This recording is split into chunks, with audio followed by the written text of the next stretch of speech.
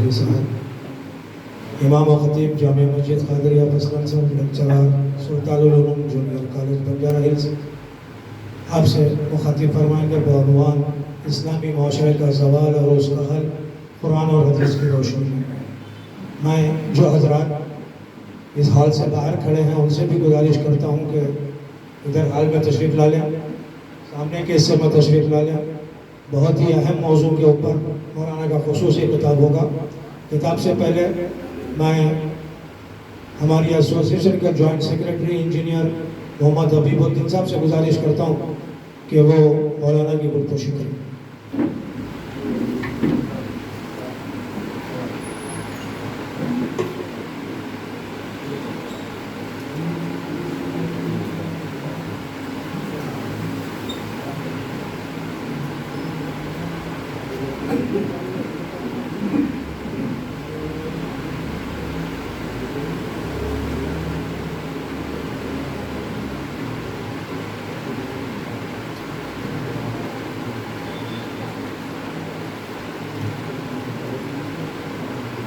ویسے ہم اپنے پروگرام سے 1 گھنٹہ لیٹ چل رہے ہیں، لیکن یہ ہماری خوش نصیبی ہے کہ آقا کی محفل ہے۔ کسی شاعر نے بہت ہی اہم بات کہی ہے مصرع ثانی میں کہ اس محفل میں وہی آتے ہیں جسے آقا بلاتے ہیں۔ آج کل تو نکاح کی محفلیں بھی 12-1 بجے رات ہو رہی ہے۔ اگر ہم تھوڑا 1 گھنٹہ لیٹ ہو جائیں تو کوئی خاص بات نہیں ہے۔ مولانا کے خصوصی خطاب کے بعد سلام و دعا ہوگی، اس کے بعد تبرکات کے تناول تام کا انتظام، اس میں بھی آپ لوگ شرکت فرما کر جائیں۔ اور اس محفل کو سجانے میں میری ایسوسیشن کے جو ممبرز اور ہمارے دوست احباب کرم فرما، اس میں دامے درمے سکنے جو بھی اس میں تعاون کیے ہیں، ہماری ہمت افزائی کیے ہیں، ہمارا ساتھ دیے ہیں، میری اللہ تعالیٰ سے دعا ہے کہ اللہ ان سب کی جائز حاجات کو پوری فرمائے اور ان کی ان خدمات کو قبول فرمائے۔ انشاءاللہ تعالیٰ آگے بھی اس ایسوسیشن کی جانب سے یہ دینی تقاریب کا انعقاد ہوتا رہا ہے، ہوتا کرتے آئے ہیں، انشاءاللہ کرتے رہیں گے۔ اور دوبارہ ایک بار پھر یاد دلا دوں، ہر اتوار اسی جگہ پر پچھلے 7 سالوں سے اس نومبر میں 7 سال مکمل ہو جائیں گے، درس قرآن کا ہفتہ واری اجلاس یہاں منعقد ہوتا ہے۔ ڈاکٹر غلام سمدانی صاحب درس قرآن دیتے ہیں۔ میری آپ لوگوں سے پھر گزارش ہے کہ نہ خود آپ تشریف لائیں، اپنے بچوں کے ساتھ، اپنے دوست احباب کے ساتھ اس ہفتہ واری درس قرآن میں ضرور شرکت کرائیں۔ شکریہ۔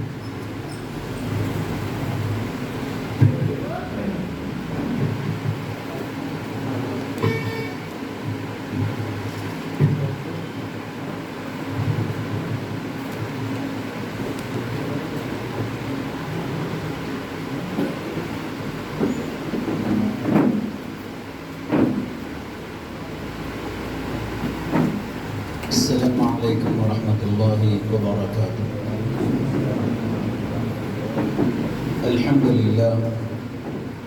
الحمد للہ رب العالمین،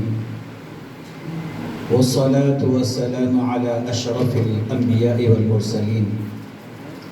وعلى آلہ الطیبین الطاہرین واصحابہ الاکرمین اجمعین، اما بعد، فقد قال اللہ سبحانہ وتعالی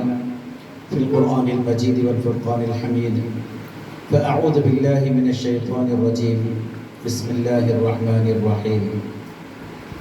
وأنتم الأعلون إن كنتم مؤمنين، صدق الله مولانا العظيم۔ وقال الله سبحانه وتعالى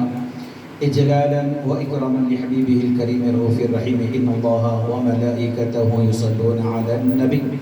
يا أيها الذين آمنوا صلوا عليه وسلموا تسليما، اللهم صل على سيدنا محمد وعلى آله وصحبه أفضل صلواتك وعدد معلوماتك وبارك وسلم۔ معزز حاضرین و سامعین اکرام، یقیناً جو عنوان احضر کو نوازا گیا ہے، یہ عنوان کے تحت بڑی سیر حاصل گفتگو درکار تھی، لیکن اتفاق سے جس وقت ہم کو ختم کرنے کا تھا اس وقت سے ہم آغاز کر رہے ہیں۔ زیادہ وقت آپ کا لیے بغیر مختصر اور چند اہم پہلوؤں کی کچھ نشاندہی کر کے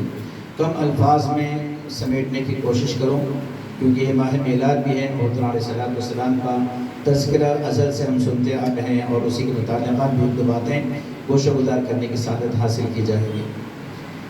اللہ سبحانہ و تعالیٰ کلام مجید میں ارشاد فرماتا ہے کہ اگر تم مسلمان ہو، ایمان والے ہو، تو تم ہی بلند و بالا رہیں گے۔ وَأَنْتُمُ الْأَعْلَوْنَ إِن كُنتُم مُؤْمِنِينَ، یعنی تم اگر ایمان والے ہو تو بلندی، رتبہ، مقام اور منزلت سے اللہ سبحانہ و تعالیٰ تمہیں ہمکنار ضرور کر۔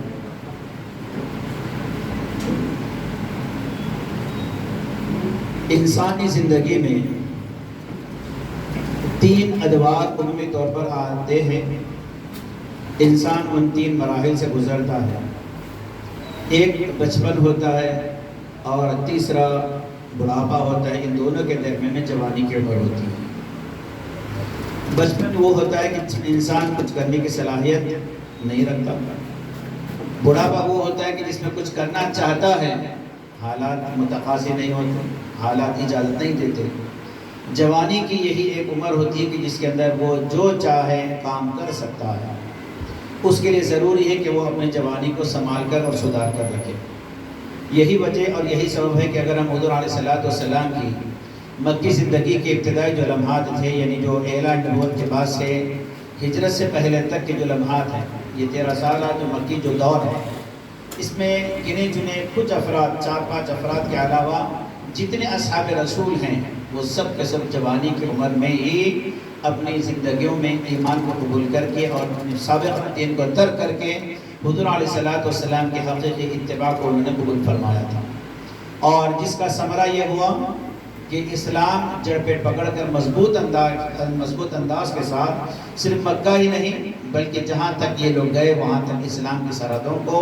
پار کرتے چلے گئے۔ اسلام بلند سے بلند تر ہوتا چلا گیا۔ گنے چنے کچھ افراد کے علاوہ مکی زندگی میں یہ 13 سالہ دور میں جتنے افراد تھے وہ مکمل طور پر 20 سے 30 سال کی عمر کے درمیان میں تھے۔ حضرت علی جن کے بارے میں بتایا جاتا ہے کہ وہ صرف 10 سال کی عمر تھی، اور ان کے علاوہ دیگر جو اجل صحابہ ہیں جو السابقون الاولون میں جن کا شمار ہوتا ہے، وہ ابتدائی زمانہ میں یعنی اپنی عمر کے 20 سے 30 سال کی عمر ہی کے درمیان میں انہوں نے اپنے دین کو سلیکٹ کیا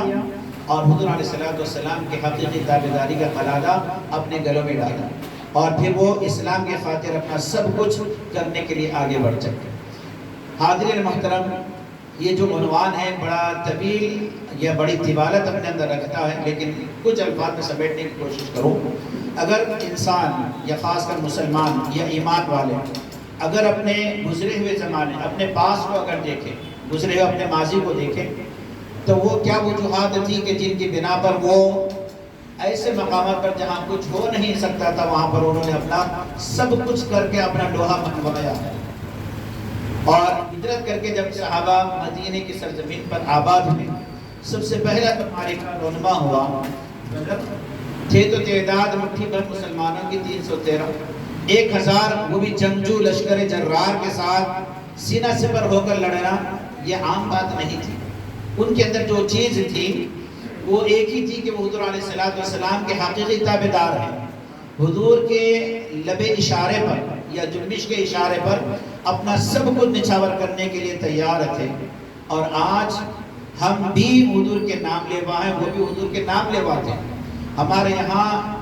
رمق برابر تبدیلی ہماری سیرت میں آتی ہے، کردار میں آتی ہے۔ وہاں زندگیاں بدل جاتی تھی، سامنے والوں کے حالات تھرانا شروع کر دیتے ان کے ناموں سے۔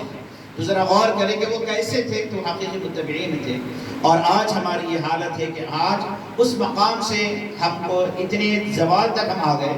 اتنا ہمارا تنزل ہو چکا ہے کہ پھر ہم اوپر نگاہ اٹھا کر بھی اگر دیکھیں، ہمارا عروج کا جو دور تھا، ابتدائی جو زمانہ تھا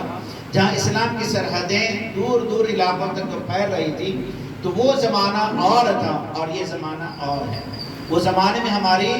طوطی بولا کرتی تھی، اور یعنی بہت بڑے اہم ترین امور کے اوپر انسان اپنے مکمل طور پر اپنے دسترس میں حاصل کر چکا تھا، لیکن آج اس بلندیوں سے انتہائی پستی کی طرف آ چکے ہیں ہم۔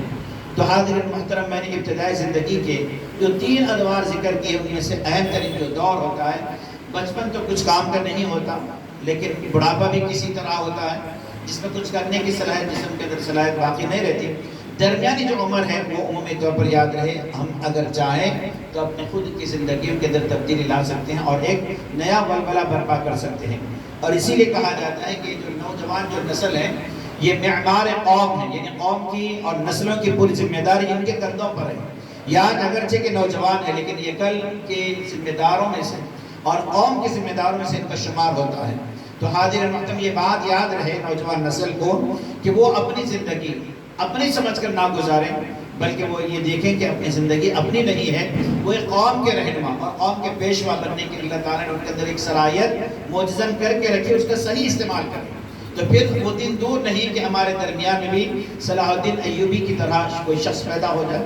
اور وہ دن دور نہیں کہ ہمارے اندر وہ اسی طرح عمر بن عبدالعزیز کی طرح، اگرچہ کہ عمر کم پائے، ان کی عمر کتنی تھی؟ صرف اور صرف 39 سال تھی، لیکن ایسا انہوں نے اپنے دور حکومت کو سنبھالا اور سدھارا کہ لوگ ان کے نام کے آج بھی 14 صدیاں گزرنے کے باوجود بھی ان کا نام لیتے ہیں انتہائی احترام کے ساتھ اور انتہائی ادب کے ساتھ۔ تو بہت بڑے کارنامے کرنے کی ضرورت نہیں ہے، صرف اتنا کہیں کہ ہم کو ہماری زندگی کے اندر جو مشعل راہ ہے، جو ہدایت کا جو صحیح راستہ ہے، وہ حضور علیہ السلام کی حقیقی تابعداری ہے۔ اگر حضور کی تابعداری کا اگر ہم اپنے گلے میں ڈالیں تو یاد رہے کہ ہم میں کوئی انسان گمراہ یا کوئی غلط راستے کی طرف نہیں جا سکتا، کیونکہ حضور علیہ السلام کی جو تابعداری ہے،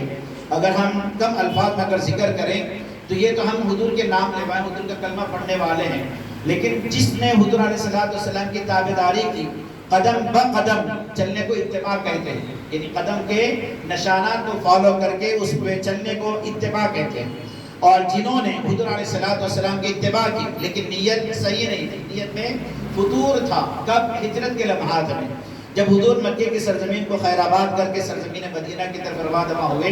اہل مکہ نے اعلان کیا کہ حضور علیہ السلام اور صدیق اکبر کے بارے میں جو کوئی کچھ اطلاع لے کر آئے گا تو یا ان کے بارے میں کچھ انفارمیشن لا کر دے گا تو ایک آدھ 2-4 نہیں بلکہ 100 لال اونٹ انعام میں دیے جائیں گے، 100 سرخ اونٹ انعام میں دیے جائیں گے۔ یہ لالچ انسان کو معلوم نہیں کہاں تک پہنچائے گا۔ جو جہاں تک دوڑا سکتا تھا اپنے سواریاں وہاں تک دوڑا ہے، جو عقل دوڑا سکتا تھا وہاں تک دوڑا ہے، جو گھوڑے دوڑا سکتا تھا وہاں تک دوڑا ہے۔ تو یاد رہے جو انسان بھی ایک لفظ میں اگر کہہ دوں تو بات مکمل سمیٹ دی جائے گی کہ ایک لفظ یہ ہے کہ حضور علیہ السلام کی اتباع انہوں نے بھی کی تھی، لیکن ہوا کیا؟ وہ نیت ان کی صحیح نہیں تھی، نیت میں فطور تھا، اور نیت کس بات کی تھی تو بتایا جاتا ہے کہ وہ حضور کے متبعین میں سے شمار نہیں کیے جاتے تھے۔ حضور کو تلاش کرنا مقصود تھا، تو یاد رہے اہم ترین وجہ انعام کا لالچ تھا۔ 100 سرخ انعام ایمیل اونٹ ان کو دیے جائیں گے، یہ انعام کے غرض سے وہ حضور علیہ السلام کے متلاشی بن کر نکلے تھے، لیکن قدم کی تابعداری حضور کی کر رہے تھے۔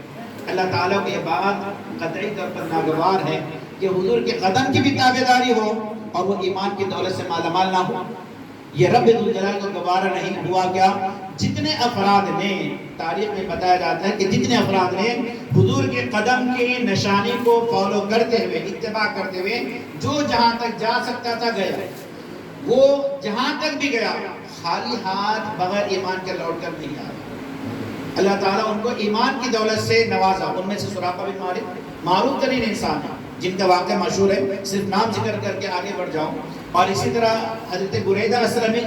یہ تو یہاں تک نہیں، مدینے کے قریب میں جا کر حضور سے ان کی ملاقات ہوئی تھی۔ تو یہ اگرچہ کہ نکلے تھے حضور کی تابعداری کے لیے نہیں، حضور کے امتی بن کے نہیں نکلے تھے۔ وجہ کیا تھی؟ 100 اونٹ جو انعام میں نوازے جائیں گے اس کا یہ لالچ لے کر نکل پڑے تھے، لیکن جب حضور کو دیکھے تو وہ اپنے آپ کو حضور کے فریفتہ کر گئے، حضور پر قربان ہو گئے اور وہ ایمان کی دولت سے مالا مال ہو گئے۔ تو یاد رہے جو غیر مسلم تھا،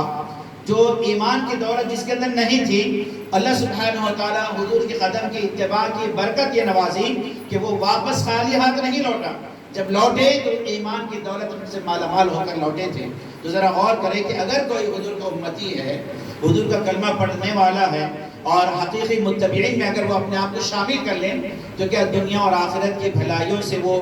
یعنی عبث ہو جائے گا، بیکار ہو جائے گی؟ تو ایسا قطعی طور پر ہم رب ذوالجلال کی ذات سے ہم توقع نہیں کر سکتے۔ اللہ تعالیٰ جب اغیار کو نوازتا ہے حضور کی اتباع کی وجہ سے، اپنوں کو تو بے انتہا نوازتا ہے۔ تو حاضرین محترم، یاد رہے ہمارا عروج کا ایک دور تھا، یہ آج ہمارا زوال کا دور چل رہا ہے، لیکن یاد رہے اس میں معمار قوم اگر کوئی ہے، قوم کو چلا سکتا ہے، قوم کی ذمہ داری کسی کے اوپر اگر آ سکتی ہے تو وہ نوجوان نسل ہے، اور نوجوان نسل مکمل طور پر تباہ و بربادی کے دہانے تک جا چکی ہے،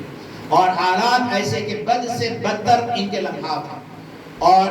ایمان تو ان کے یہاں کو سو دور تک اس کو معلوم نہیں کہ کئی کفریہ کلمات بھی اس کی زبان سے نکل آتے ہیں، یا کئی کفریہ کلمات جو گانوں میں ہوا کرتے ہیں اس کا بھی وہ استعمال کر لیتے ہیں۔ تو یاد رہے اس طرح کے امور انسان کو اپنی عاقبت کی فکر کے ساتھ ساتھ دنیا سے بے بہرا کر دیتے ہیں، وہ بالکل اپنی من چاہیے یا من مانی انداز کے ساتھ اپنی زندگی بسر کر لیتا ہے۔ ایسا قطعی طور پر نہ ہونے پائے۔ ہم ہمیشہ یہ بات یاد رہے کہ جب بھی ہم جو کام کر رہے ہیں تو ہم پہلے اپنے آبا اور اسلاف کو دیکھیں کہ ان کا طرز عمل کیا تھا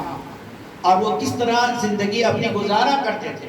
اگر وہ ایک ہمارے پیش نظر ہو تو پھر اسی طرح کوئی اور خرابی، کوئی اور بیماری ہمارے یہاں نہیں آ سکتی۔ یاد رہے خاص کر حضور علیہ السلام کی جہاں میلاد کا تذکرہ ہو اور حضور کے سیرت اور کردار کا جہاں تذکرہ ہو تو وہاں ہمارے اپنے آبا اور اجداد کی زندگیوں کا بھی تذکرہ ہو تو وہ کس طرح حضور کے اوپر اپنی زندگیوں کا صرف کیا کرتے تھے، میلاد کا کس طرح وہ اہتمام کیا کرتے تھے، اور خاص کر میلاد کے اوپر وہ دام درہم سکن جو ممکن ہو سکتا تھا وہ اپنے طور پر اس کا اہتمامات کس طرح کرتے تھے۔ تو یاد رہے اس کی طرف اگر نگاہ جائے تو پھر یہ نئے نویلے جتنے ہمارے یہاں چولے ڈال کر یا ہمارے یہاں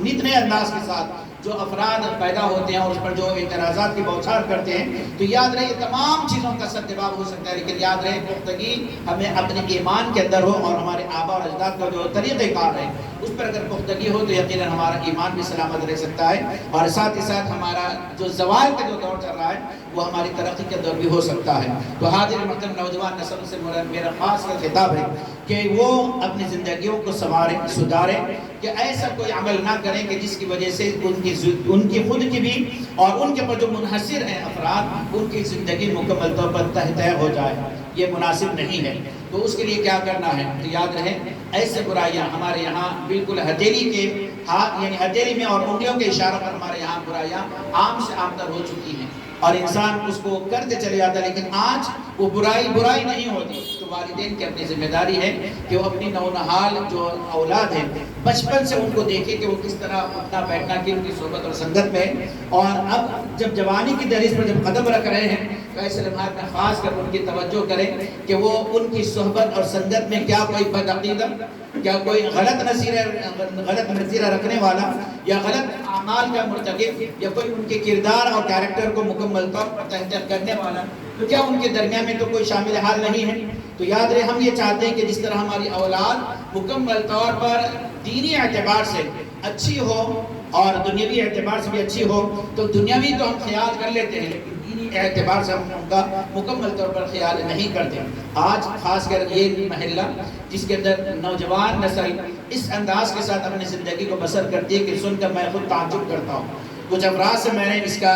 پس منظر لیا ہے کہ جو نوجوان نسل کے بارے میں بتایا جاتا ہے کہ ایک آدھ دو چار نہیں بلکہ اکثر محلے میں جو نوجوان نسل ہے ان کی یہ حالت ہے کہ اللہ ماشاءاللہ ایک دو چار کو چھوڑ کر یا کچھ افراد اس سے مستثنا ہوں، لیکن اکثر کی یہ حالت ہے کہ وہ اکثر نشے کی حالت میں دھند رہا کرتے ہیں، رات دیر گئے تک جاگتے رہتے ہیں اور صبح ان کی صبح نہیں ہوتی ہے۔ اور دوسرا یہ کہ نشے ایک نہیں نت نئے انداز کے ساتھ، اور جس کو ڈاکٹرز یا میڈیکل فیلڈ میں جس کو ہمارے یہاں دوا کے طور پر بنایا گیا اسی کو ہم نشے کے طور پر استعمال کرتے ہیں، اور استغفراللہ ایسی چیزوں کا استعمال کرتے ہیں جس کا اتنی پاک محفل میں اس کا ذکر کرنا بھی میں مناسب نہیں سمجھتا۔ اس لیے یاد رہے کہ نوجوان نسل خاص کر اپنے آپ کو سدھاریں اور اپنے عاقبت کو سدھاریں، اور اپنے اوپر یاد رہے کہ صرف ہمارے اوپر اپنے ایک کی ذمہ داری نہیں ہے بلکہ پورے قوم اور پوری نسل کی ہمارے پر ذمہ داری بنتی ہے، کیونکہ آج کے چھوٹے ہیں گے لیکن کل آپ کے اوپر بہت بڑی ذمہ داری عائد ہونے والی ہے۔ الغرض یہ کہ حاضرین محترم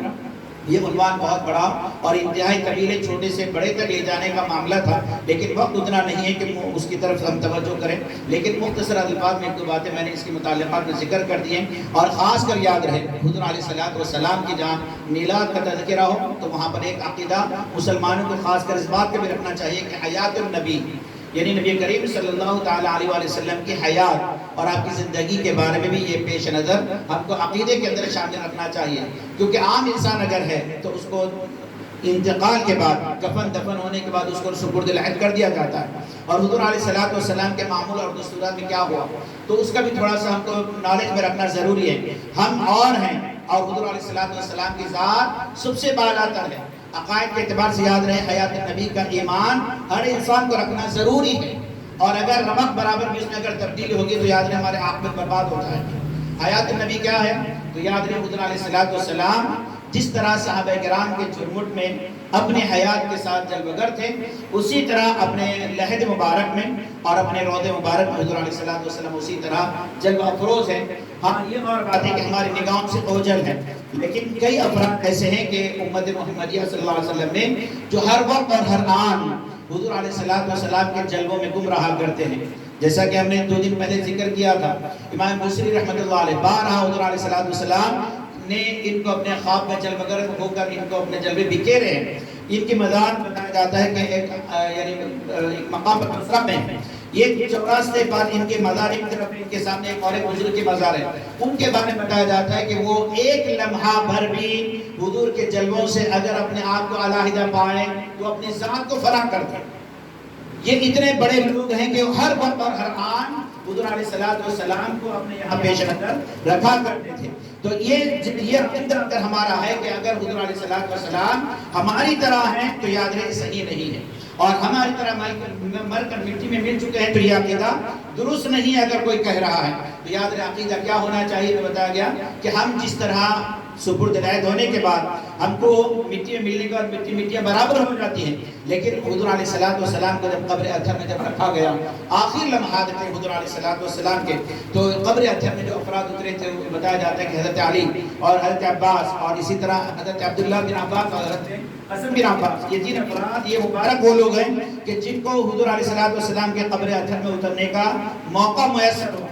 اسی تینوں میں سے حضرت قاسم بن عباس فرماتے کہ میں سب سے آخر تک اندر میں تھا، یعنی قبر اطہر میں مجھے سب سے زیادہ دیر تک رکنے کا شرف حاصل ہوا۔ وہ ہوا کیا؟ وہ آپ نے آخری لمحات بتاتے ہیں کہ اوپر آنے سے پہلے وہ کیا ہوا، بتلاتے ہیں کہ میں حضور علیہ السلام کے لمحہ مبارک پر میری نگاہ پڑی تو کیا دیکھتا ہوں کہ لمحہ مبارک جو مشک فرما رہے ہیں، تو میں نے اپنی سماعتوں کو حضور علیہ السلام کے لمحہ مبارک کے قریب کیا تو کیا سنتا ہوں، رب امتی، حضور علیہ السلام فرما رہے ہیں کہ پروردگارا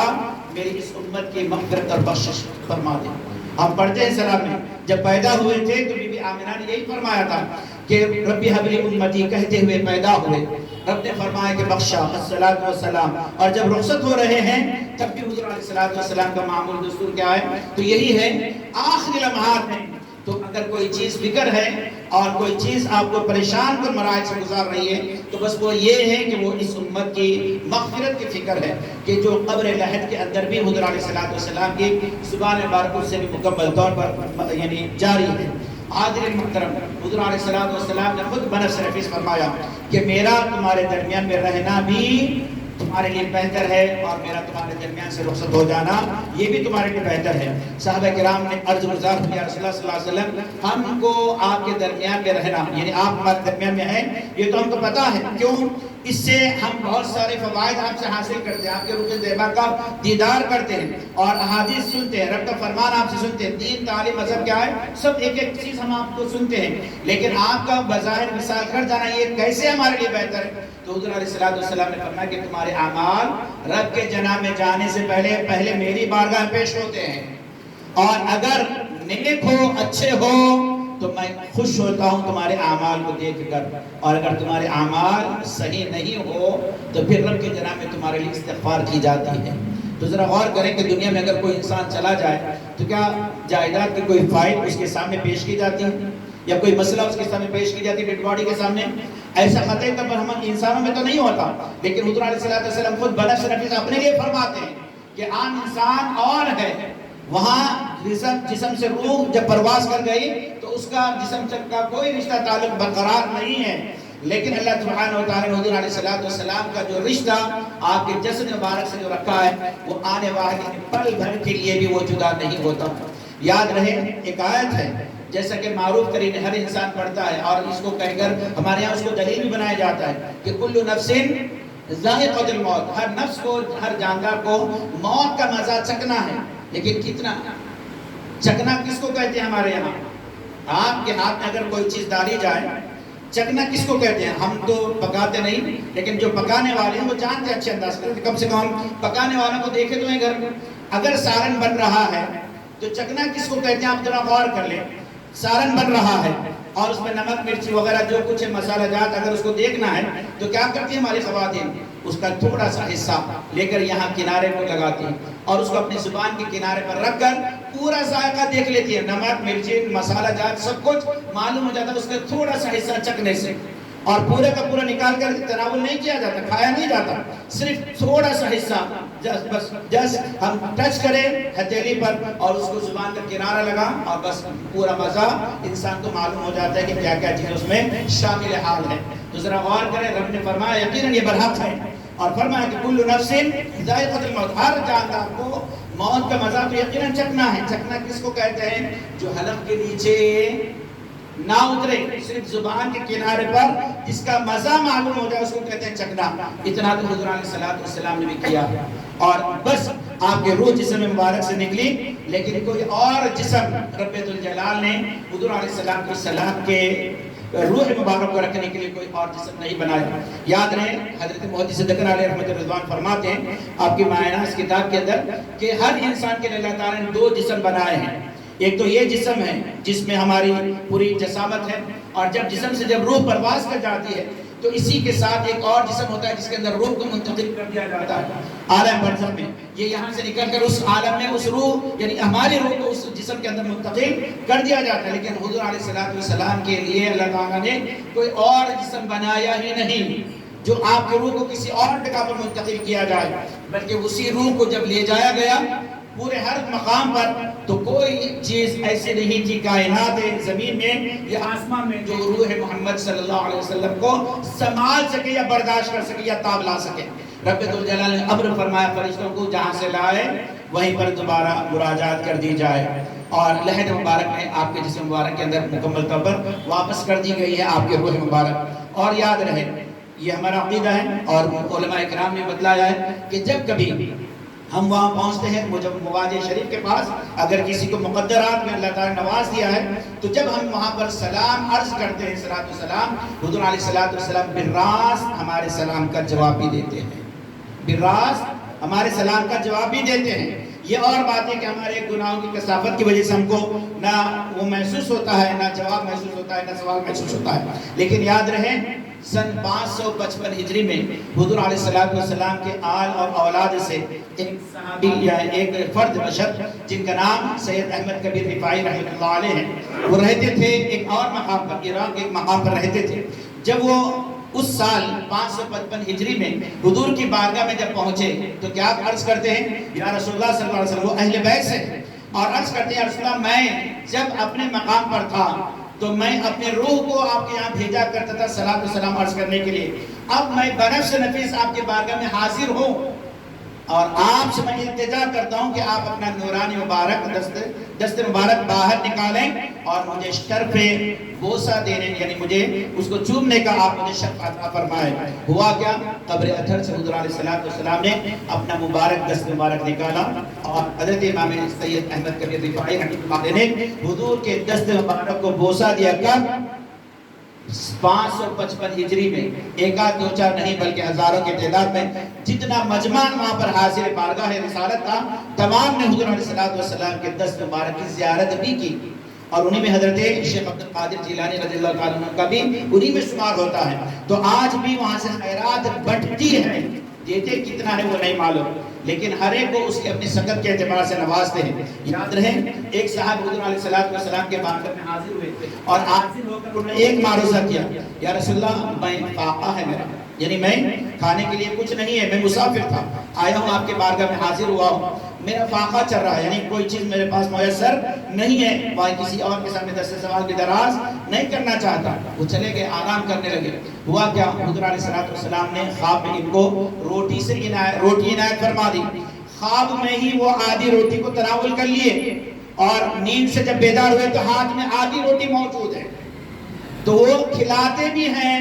اور اپنے غلاموں کو سیراب بھی کرتے ہیں. اتنا ہے کہ بعض کو اس کا شعور ہوتا ہے، بعض اس کے شعور سے بالکل ماورا رہتے ہیں. ہماری عقل اور فہم اس کو سمجھے نہ سمجھے، لیکن اتنا یاد رہے کہ اللہ سبحانہ وتعالی انبیاء کرام کو ان کی قبروں کے اندر وہ بالکل محفوظ رکھتا ہے. حدیث شریف ہے جس میں بتایا ان اللہ حرم علی الارض ان تاکل اجساد الانبیاء فنبی اللہ حی یرزق کے الفاظ بتائے گئے، یعنی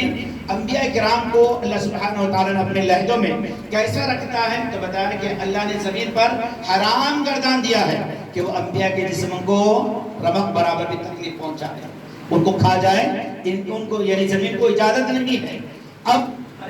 وہ تو نبیاں تو دور کی بات ہے، نبی کے در کے غلام ہیں، ان کی بھی حالت ہوتی ہے، کئی برسوں گزر جائیں، کبھی اتفاق سے اگر خبر کھل جائے تو ان کا کفن بھی میلا نہیں ہوتا۔ محمد کے غلاموں کا کفن میلا نہیں ہوتا، تو نبی ہے تو وہاں کیسا مٹی اپنا کام کر گزرے گی، تو قطعی طور پر نہیں ہو سکتا۔ اللہ تعالیٰ نے انبیاء کے جسموں کو کھائے زمین پر حرام کر دیا ہے کہ وہ ان کے جسم کو دھکا بھی نہیں لگاتے، وہ زندہ ہے اپنے مزارات کے اندر۔ کیسے زندہ ہے؟ اللہ تعالیٰ انہیں اپنے خوان کرم سے کھلاتا ہے، انہیں سیراب کرتا ہے، اس کا احساس اور شعور ہم کو نہیں ہے، وہ عبادات میں مصروف رہا کرتے ہیں۔ چنانچہ حضور علیہ السلام معراج کے لمحے جب گزر ہو رہا تھا حضرت موسیٰ علیہ السلام کی مزار کے پاس سے، تو دیکھ کر فرمانے لگے کہ موسیٰ کی مزار ہے اور یہ نماز کی عبادت میں مصروف کار ہے۔ انبیاء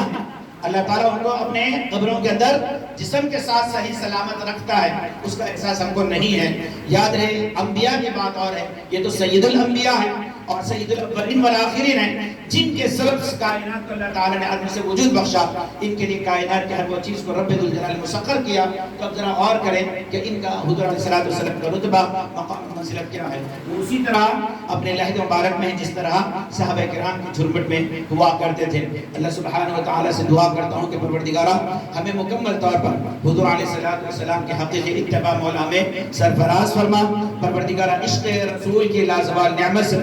ہمارے سینوں کو مالا مال فرما دے، اور ہمارے نسلوں کی سینوں کو پروردگارہ عشق رسول کی لازوال نعمتوں سے مالا مال فرما۔ پروردگارہ جتنے لوگ ہم میں جو پریشان حال ہیں ان کی پریشانیوں کو دور فرما، اور جو مقروض ہیں مولا امداد فرما غیب سے، اور وہ اپنے قرضوں کو ادا کر سکیں۔ پروردگارہ جو پریشان حال ہیں ان کی پریشانیوں کو دور فرما، جن کے گھروں میں انبیائی بچیاں ہیں مولا ان کے غیب سے امداد فرما، اور بہتر سے بہتر ان کے نصیب اور مقدرات فرما۔ پروردگارہ جن کے یہاں اولاد نہیں ہے پروردگارہ انہیں اولاد سے سرفراز فرما۔ مولا جن کو اولاد نرینہ کی خواہش ہے پروردگارہ انہیں اولاد نرینہ عطا فرما۔ پروردگارہ جو اولاد نہیں ہے اور وہ اولاد کے متمنی ہیں تو پروردگارہ انہیں اولاد بھی عطا فرما، اور اولاد کی خوشیوں سے مولا انہیں سرشار فرما۔ پروردگارہ اولاد کو والدین کا مطیع و فرمانبردار بنا دے، اور والدین کے سائے کو ہم پر تادم عزیز مکمل طور پر پروردگارہ طویل فرما دے، صحت اور عافیت والی طویل زندگیاں والدین کو نصیب فرما۔ پروردگارہ ہمیں جو پریشان حال ہے ان کی پریشانی کو دور فرما، اور پروردگارہ جو پریشان حال ہے ان کی پریشانی کو دور فرما۔ روئے زمین پر مسلمان جہاں کہیں رہتے بستے مولا ان کی جان مال عزت آبرو کی حفاظت فرما۔ پروردگارہ تیرے اور تیرے حبیب کے نام لیواؤں میں ہمارا شمار فرما، مرتے اپنے کلمہ نصیب فرما، مرنے کے بعد ساتھ کوثر کے دست مبارک سے جامع کوثر نصیب فرما۔ تیرے اور تیرے محبوبوں کے صدقے طفل میں ہماری دعاؤں کو قبول منظور فرما۔ وصلی اللہ تعالی وسلم علی خیر خلقہ سیدنا محمد وعلی آلہ وصحبہ وبارک وسلم اجمعین، والحمد للہ رب العالمین۔ صلی اللہ علیہ وسلم۔